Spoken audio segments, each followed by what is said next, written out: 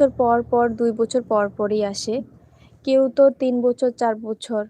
সময়টা দেয় কোন সময়? যখন হাসব্যান্ড বাড়িতে আসে তখন। আসলে আমরা সংসার বিয়ে হয়ে গেছে, বিয়ের বয়স বছর হচ্ছে ৬ বছর বা ৭ বছর।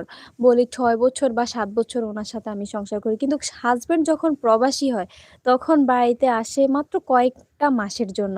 ওই কয়েকটা মাস ধরলে আমরা স্বামীর সাথে কয়টা মাস আমরা সংসার করি বলেন তো? আর বাকি বছর, বছর কি বছর কার সাথে থাকি? শ্বশুরের সাথে, শাশুড়ির সাথে, এদের সাথে।